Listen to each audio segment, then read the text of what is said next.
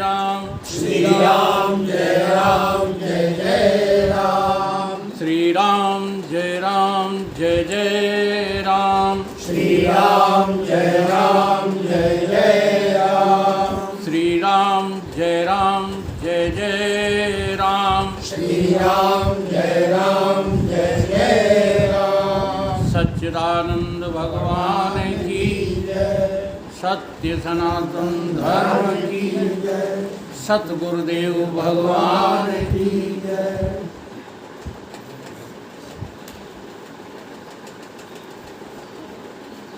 तारीख गवाह इस बात की है, दुनिया में खुशी का नाम नहीं, और जिस दिल में हविस का सिक्का है उस दिल को कभी आराम नहीं। हविस माने चाहत, हविस माने संसार की मांग। हविस की हविस इंसान को हैवान बना देती है, और हविस की पड़े चोट तो फिर इंसान बना देती है। और जीवन में मत करना कभी तुम हविस, जीवन में मत करना तुम चाह किसी की हविस, तो इंसान को भगवान बना देती है। भगवान की परिभाषा ही यही है। भगवान अलग से तुम्हें मिलने वाला नहीं है। जिसके अंतस में चाह नहीं है बस वही तो भगवान है। चाह चमारी चूहड़ी सब नीचन की नीच, तू तो प्यारे ब्रह्म है। यदि चाह न होवे बीच, ये चाह ही तो है तो तुम्हारा सर्वनाश कर रही है। जगत में कुछ न कुछ चाहते रहते हो। चाह ने ही तुम्हें नचाया, ये चाह ही तुम्हें रुला रही है, ये चाह के कारण ही तुम भटक रहे हो। चाह के अलावा कुछ, चाह गई चिंता गई, मनुआ बेपरवाह। अभी रण सिंह जी ने जो बात की थी ना, तो असल में कोई बात नहीं है। अकेले में सत्संग आप लोग करना छोड़ गए हो, इसलिए स्टेज पे गलतियां होती हैं। अकेले वाला सत्संग बहुत लाभ करता। अकेले का मतलब जानते हो? प्रश्न करो हमसे, तुम्हें शंका है उसमें? जैसे इन्होंने कहा अचेतन मन सुसुप्ति में रहता। हम उसकी व्याख्या नहीं करेंगे यहाँ, क्योंकि सभी लोग उस विषय को समझने में असमर्थ रहोगे। असल में अचेतन मन कोई चीज़ होता ही नहीं है। जैसे बताएंगे, किसी बात को कहने की अपेक्षा के कारण से ही तुम उसका नाम रखते। जैसे किसी ने पूछा कि यहाँ पर वकील साहब कौन है, ठीक है, तो आप बताने का एक क्रम बनाओगे। मास्टर साहब पे उंगली रखोगे, ये वकील साहब नहीं है, ये वकील साहब नहीं है, ये वकील साहब नहीं है, ये वकील साहब नहीं है। जो रह गया वो कौन है? वकील साहब। शेष रह गया तो वकील साहब, है ना। तो इस क्रम में सचेतन और अवचेतन मन दुनिया में उपद्रव कर रहे हैं, तो उनकी अपेक्षा से अचेतन नाम रख दिया गया है। असल में जो अचेतन ही है वो कुछ है, कुछ नहीं। इसलिए सुसुप्ति में जो है वो अचेतन मन न हो करके स्वयं तुम वहाँ मौजूद हो और तुम्हें तुम्हारा ही पता नहीं। ये बातें इसलिए समझाते हैं कि आप अकेले में सत्संग करना शुरू करो। काम बहुत है, जीवन थोड़ा है। कौन सा काम? ये नहीं भैंसिया को सानी, हाँ लड़के लड़कियों के काम में लगे हो, ये काम नहीं है। तुम्हारा काम है केवल परमात्मा की प्राप्ति के लिए यत्नरत रहना, ये तुम्हारा काम। हनुमान जी क्या कहते हैं? काम काज। काम काज में तुम हो तो पलट दो चौपाई, सही है। काम काज कीने बिना होए कहाँ विश्राम, यही कहा है। सोई है राम, यही आज हनुमान जी ने ये तो नहीं कहा, हम तो लिखे हैं दो कर्म ही पूजा। है। हनुमान जी ने कहा है राम काज कीने बिना। कर्म ही पूजा। तो कर्म पूजा नहीं है, और कर्म यदि पूजा है तो तुम जानते नहीं हो। दुकान चलाना कर्म नहीं है। अगर कर्म करने लग जाओ तो पूजा हो गई। पूजा और कर्म दो हैं ही नहीं। ये कई चीज है। चलो खूब इन्होंने ढीला है, बीच में याद आ गई तो एक दृष्टांत सुनाई देते हैं। एक ने कहा कि कर्म ही पूजा है, और एक ने काट दी बात, उन्होंने कहा नहीं, पूजा ही कर्म है। अब बताओ इसमें कौन सी सच्ची बात है। एक कह रहा है कि पूजा ही कर्म है, और एक कह रहा है कि कर्म ही पूजा। इसमें सच्ची बात कौन सी है? इन दोनों में जो है बहुत रहस्य है। तो देखो, एक कांवर भर के आ रहा था, कर्म ही तो कर रहा था। कर्म कैसे पूजा बनती है? रास्ते में भवानी शंकर बैठे हुए थे, कहने लगे कि इतने सारे लोग जा रहे हैं, ये सब तर जाएंगे प्रभु। पार्वती मैया ने, उन्होंने कहा कि इसका तो पता परीक्षण से लगेगा, परीक्षा कर लो। तो पार्वती मैया बन गई 16 वर्ष की कन्या, और भोले बाबा बन गए कोढ़ी, और एक गड्ढे में गिर पड़े। अब पार्वती मैया रो रो के कह रही कांवरतियों से कि भैया हमारे पति को जो है निकाल दो कीचड़ में से। कोई नहीं सुन रहा, बल्कि लोग खड़े भी होते हैं तो व्यंग कसते हैं, क्या कोड़ी के संग करेगी जाकर। कांवर भरने गए हैं, लेकिन वासना देखो, चल मेरे साथ मौज कराऊंगा तुझे। तो ये पूजा हो रही है, ये कर्म हो रहा है। उधर से कोई हरफन मौला चला आ रहा था आप लोगों जैसा। हाँ, बड़ी हिम्मत का काम है। देखो, बिना मतलब के 12 बजे से बैठे हो, इससे बड़ी हिम्मत और कोई हो सकती है? जो नहीं सो मतलब में लगी है दुनिया। स्वार्थ मीत सकल जगमाई, तुम भागते ही स्वार्थ की तरफ हो। परमार्थ के लिए 12 बजे से 4 बजे तक बैठना, ये बड़े भारी जो है, हाँ, कर्मण्य पुरुष का ही काम है ये। तो ऐसे ही जो है चले आ रहे थे, उनसे भी उन्होंने निवेदन किया, तो जैसे ही निवेदन किया फेंक दी कांव। तुम कांवर नहीं फेंकोगे, कांव खंडित हो जाएगी, ये हो जाएगा, वो हो जाएगा। क्यों? क्योंकि आपको कर्म करना आता ही नहीं। कांवर फेंक करके उतर गए गड्ढे में, और गड्ढे से तुरंत जो है कोड़ी को गंदे पे रख करके खींच लाए बाहर। और जो बाहर आए तो ये कहने का तरीका है कि साक्षात शंकर भगवान प्रकट। ये था कर्म। हम कर्म से भी परमात्मा को पा सकते हैं, हम पूजा से भी जो है परमात्मा को पा सकते हैं, और हम ज्ञान से भी परमात्मा को पा सकते हैं। शर्त एक ही है, ज्ञान हो, पूजा हो या कर्म हो, उसमें अभिधारणा सच की होना चाहिए, सत्य की होना चाहिए। इसलिए कहा है, हमारे जगदीश भी बोल गए, तो धर्म दो नहीं है, एक धर्म व्यवहारिक, एक धर्म परमार्थिक नहीं है। लेकिन चूँकि अभी बेचारे समझ नहीं पा रहे हैं तो बोल जाते हैं कोई बात नहीं, धर्म की बात तो बोलते हैं। धर्म न दूसर सत्य समाना, इससे बड़ी सच्चाई और कोई है नहीं। आप व्यवहार करो, देखो दुकान करो, लेकिन सत्य की अवधारणा करो। बोलो पाप कर पाओगे? दुकान तो कर लोगे, लेकिन पाप नहीं होगा। क्योंकि आपने धर्म की अवधारणा की।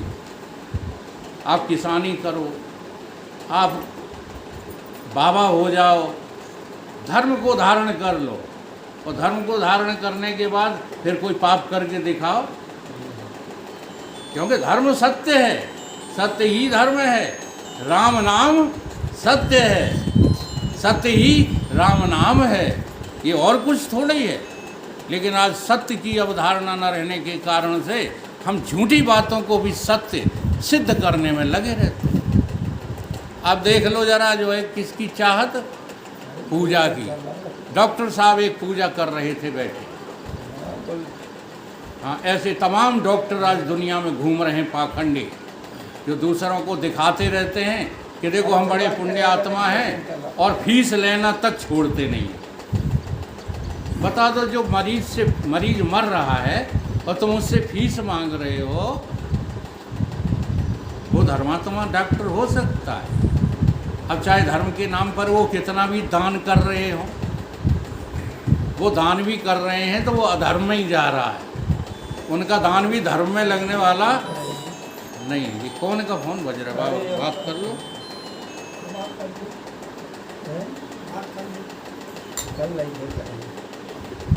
तो धर्म सत्य होता है। पूजा कर रहे हैं डॉक्टर साहब बैठे, दरवाजे पर जो है मरीज आ गया, मरणासन स्थिति में मरीज था। मरीज के सहयोगियों ने कहा डॉक्टर साहब यदि 1 मिनट आप देख लें, तुरंत दवा हो जाएगी, हो सकता है इसके प्राण बच जाएं। डॉक्टर साहब के नौकर ने मना कर दिया। जब तक डॉक्टर साहब पूजा करते हैं, ज़रा ध्यान देना, तब तक खड़े नहीं हो सकते। 5 मिनट के अंदर ही उस मरीज के प्राण जो है उत्कर्ष हो गए। अब आप बताइए, इसके मरने का जो फल है वो किसका कर्म है? मरीज मर गया, अब इस मरने का फल किसको मिलेगा? उसी डॉक्टर को। जी हाँ, जिसका कर्तव्य था मरीज का उपचार करना। हाँ जी, जिसका धर्म था वो अपने धर्म को त्याग कर पूजा में पाखंड दिखा रहा है। मैं बड़ा पुजारी हूँ। तो पूजा क्या बन गया? कर्म बन गया। वहाँ कर्म क्या बन गई? पूजा बन गई। तो बड़ा गहरा चिंतन करो, तब ये तुम्हारे उदाहरण सब समझ में आएंगे। इसलिए अपने भीतर से तुम चाह को निकालो। जब तक चाह नहीं निकाल रहे हो, हाँ, तब तक आप अचाह पद को पा नहीं सकते। अचाह पद में कोई दर्द नहीं, कोई दाह नहीं। आह उठने के लिए रहती कोई राह नहीं, और चाह नहीं रहती कि किसी को। फिर दुकान में भी हानि लाभ की परवाह नहीं। मकान में, दुकान में, चलते में कहीं कोई हानि लाभ देखा जाता है। अब हम हानि देखते हैं, जरा हमको लगा रहता है, हम उससे चिपके रहते हैं। असल में ये चिपकना उसी को आता है। जैसे अभी अभी एक घटना हुई, हम हर घटना पर, हर कदम पर नज़र रखते हैं। वो चिंतन का विषय बनता है मेरा। ड्राइवर आ रहा था हमारा, अभी देवेंद्र ने कहा कि गाड़ी कब खराब हो जाएगी। ठीक है, ड्राइवर ने कहा नहीं होगी खराब। अब बताओ, इसमें मालिक और ड्राइवर निष्काम कौन है? उस जगह बता रहे हैं, केवल उसी जगह। बाद की बात नहीं कर रहा हूँ मैं। ड्राइवर को कुछ लेना ही नहीं, खराब हो जाएगा जो। मालिक चिपका है गाड़ी से। देखो चिपकने का, मैं तो समझो तुम चिपके हो दुकान से, दुकान करते नहीं हो। तुम चिपके हो अपने घर से, घर के काम नहीं निपटाते। ये चिपकना बंद करो। चिपकने के कारण तुम्हें सत्संग अच्छा नहीं लगता है। चिपकने ही के कारण तुम बड़े बड़े शब्दों को सीख लिए हो और उतारना नहीं आता, केवल चिपकने के कारण। और चिपकने का नाम क्या है? चाह। अचाह पद में कोई दर्द नहीं, दाह नहीं। आह उठने के लिए रहती कोई राह नहीं। और जिसे चाह नहीं है, उसे जीवन में हानि लाभ की कोई परवाह नहीं। अब वो शहंशाह है, वो बादशाह है, जिसके जीवन में कभी कोई चाह नहीं। तो हमें क्या छोड़ना है? हमें काम करना छोड़ना है, किसानी छोड़ना है, रोटी बनाना छोड़ना है, हमें छोड़ना है अपने भीतर की चाह। ये चाह ने ही तो हमें कमज़ोर बना रखा है, हमें दर्द और मुसीबतों से युक्त बना रखा है। इसलिए जब तक हमारे जीवन में चाह बनी रहेगी, तब तक हम लाखों प्रयत्न कर लें, हम कभी परमार्थ के रास्ते पर आगे बढ़ नहीं सकते। परमार्थ के रास्ते पे आगे बढ़ने के लिए इस चाह का जो है अंत करना पड़ेगा। हम अपनी चाह के विषय में कभी चिंतन ही नहीं करते। चाह, अब देखो कितनी बढ़िया बात है। रामायण का एक पात्र है भरत। भरत जी को कोई चाह नहीं है। हम लोग उसकी चौपाई का अर्थ क्या लगाते हैं कि भरत जी जो है मुक्ति नहीं चाहते। अब प्रश्न पैदा करो, चाहे भरत हो, राजा दशरथ हो, राम लक्ष्मण हो, या साधारण से साधारण आदमी हम तुम हो, असल में मुक्ति के अलावा तुम कुछ चाहते भी हो? अगर गहरा चिंतन करोगे तो मुक्ति माने क्या? मुक्ति माने परम सुख। और हम लोग जो भी काम कर रहे हैं, अच्छा हम यहाँ सत्संग काय के लिए कर रहे हैं? नहीं, दुखी रहने के लिए। अच्छा, जो सत्संग में नहीं आते हैं वो काय के लिए नहीं आते हैं? दुखी रहने के लिए। देख लो,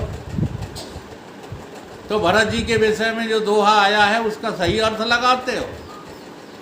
धर्म न अर्थ न काम रुचि, पद न चहो निर्माण, जन्म जन्म रति राम पद, यह वरदान न आन।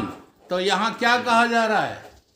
आपको क्या सिखाया जा रहा है कि आप जो है चाह छोड़ दो, भरत जी की तरह।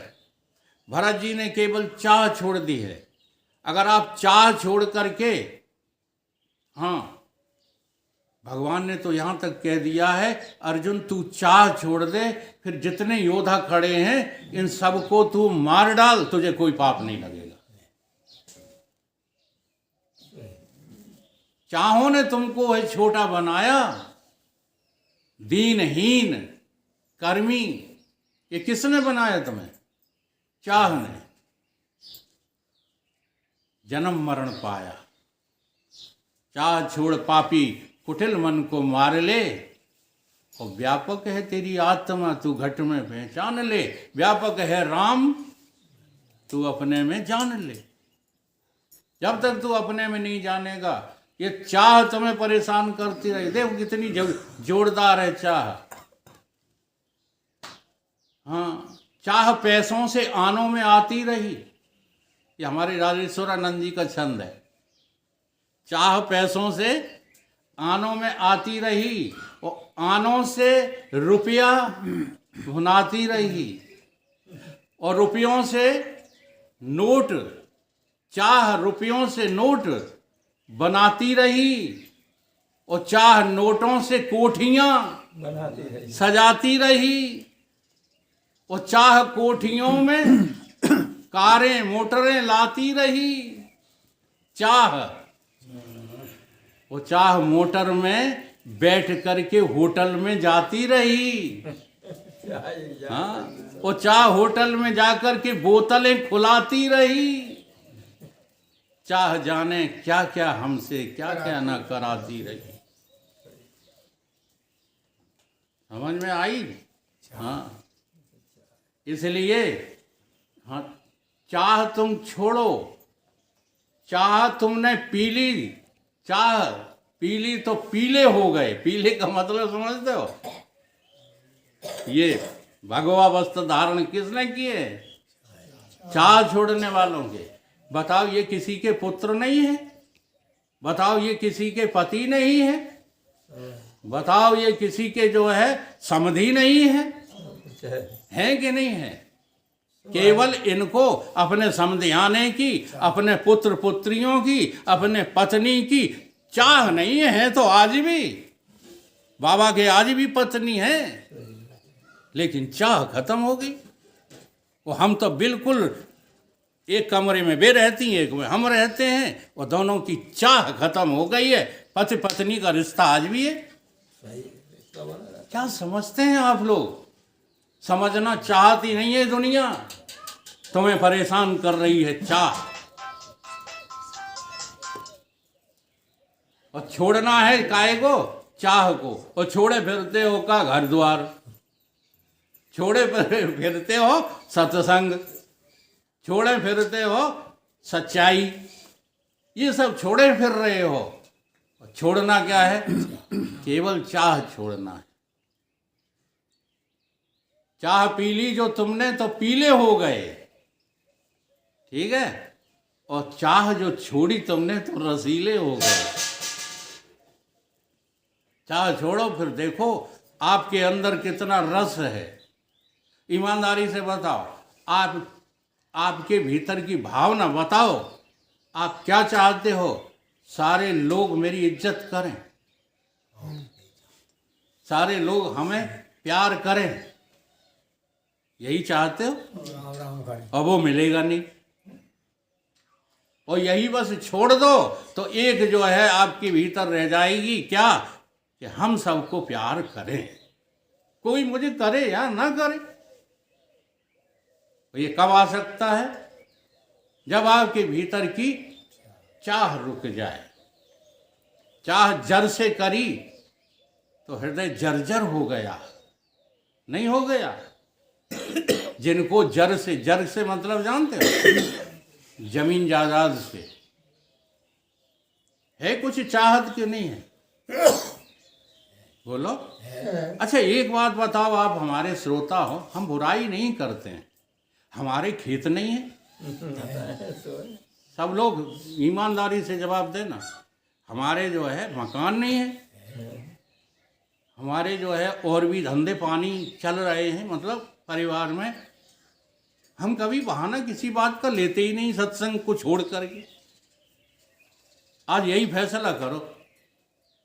ज्ञान तो जाने दो, ज्ञान बड़ी दूर की बात है और वो तो बाद में आ ही जाएगा, लेकिन आज इस बात का फैसला करो कि तुम क्यों पकड़े रहते हो, वो हम क्यों नहीं पकड़ रहे। फैसला करो। आज हम बोरन में नाज भरवे जाए रहे। अच्छा हमारे नाज नहीं पैदा होता तो हम तो कभी भरने जाते ही नहीं। चाह लगी है। देखो उनको भाई, उनको माता जी को हाँ बचाव मिल गया। सो गलत है बिल्कुल बचाव। कोई नौकर चाकर नहीं लगे हैं। भाई कह रहे हैं इनके नौकर चाकर लगे होंगे। ये बैठे भैया हमारे पूछ लो, कोई नौकर चाकर नहीं लगा। केवल चाह नहीं है, सिर्फ केवल चाह नहीं है। सत्संग के समय पर फोन आते हैं, हम झूठ नहीं बोल रहे। कहते हैं वकील साहब जल्दी दौड़ के आओ, हम राशि तौल रहे हैं। तो जानते हो हम क्या कह देते हैं? तुम तौलना शुरू करो, हम आ रहे हैं। तो हम जाते ही नहीं। इससे होता क्या है? केवल इतना हो जाता है कि उनको भय लगी रहती है, आ रहे हैं, और बिल्कुल सही तौल ताल के घर पे रख जाते हैं। हाँ, आज राशि बांटना है, ठीक है, भैया की हो या जो है डटाई वाले की हो, तो हमने कही ठीक है तुम तौलो बांट के रखो, हम आ रहे हैं। और वहाँ बटी रखी है, ठीक है, हम पहुँचे ही नहीं। अब इधर गए आकर। तुम पागल बने घूम रहे हो। सच बता दें तो बुरी लगती है।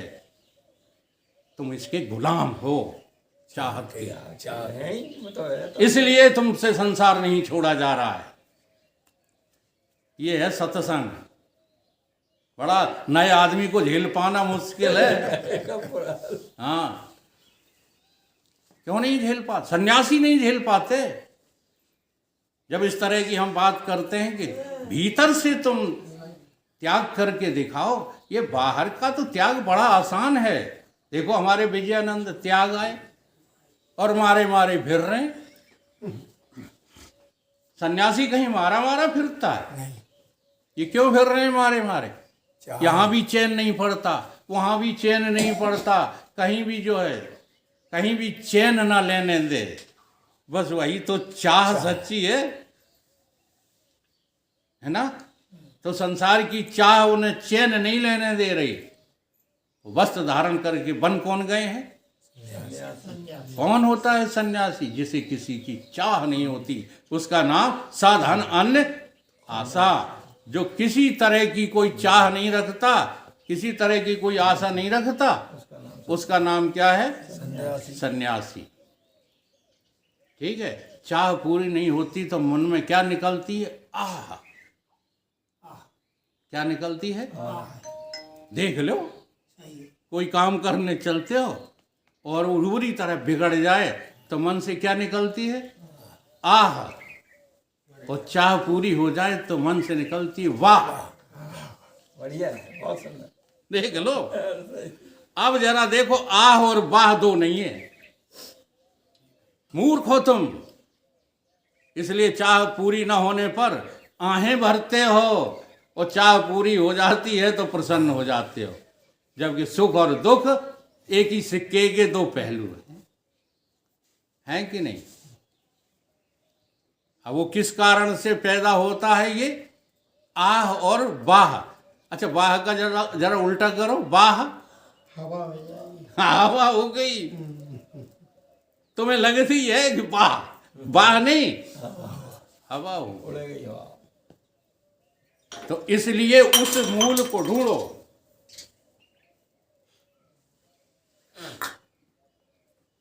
जिसके कारण से ये आह और वाह हमको परेशान कर रहे हैं।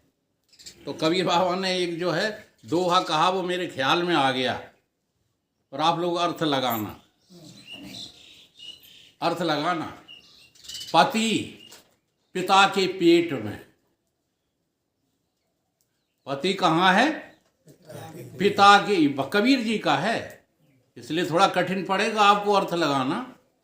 पति पिता के पेट में, वो सुता रही अकुला है। पति पिता के पेट में, वो सुता रही अकुला है।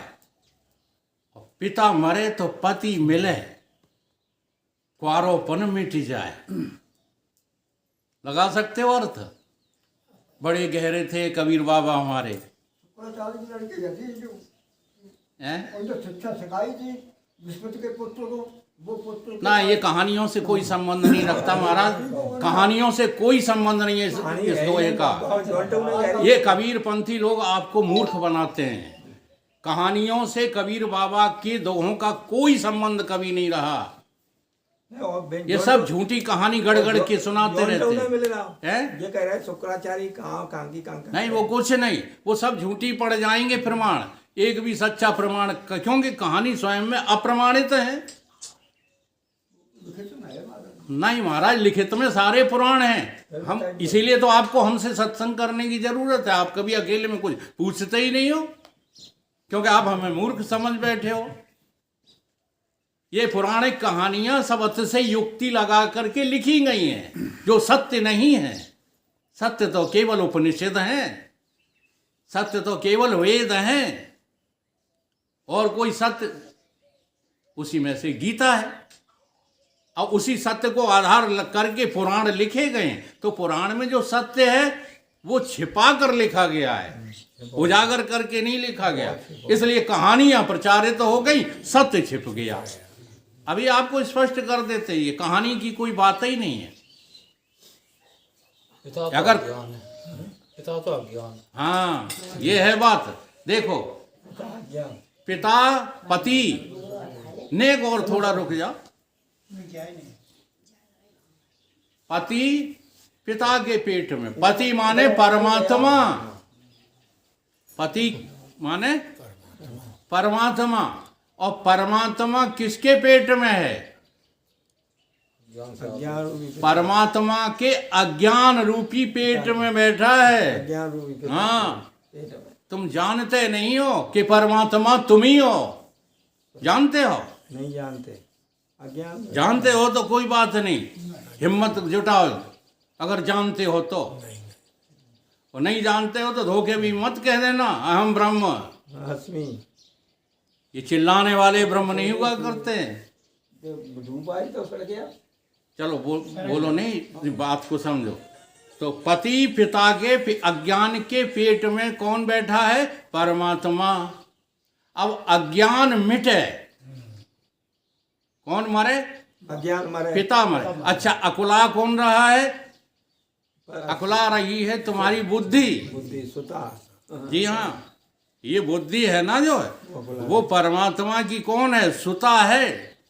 तुम्हारे शरीर में बुद्धि से ज्यादा महत्वपूर्ण और कोई दूसरा अंग नहीं है। इसलिए बुद्धि को महत्ता दिया करो, मन को, तन को, अहंकार को, चित्त को, इनको महत्ता मत दिया करो। तुम्हारी बुद्धि खुश किस में रहती है? तुम्हारी बुद्धि काय में सुखी रहना चाहती है? सुख में कि दुख में? और सुख स्वरूप परमात्मा है और संसार दुख रूप है।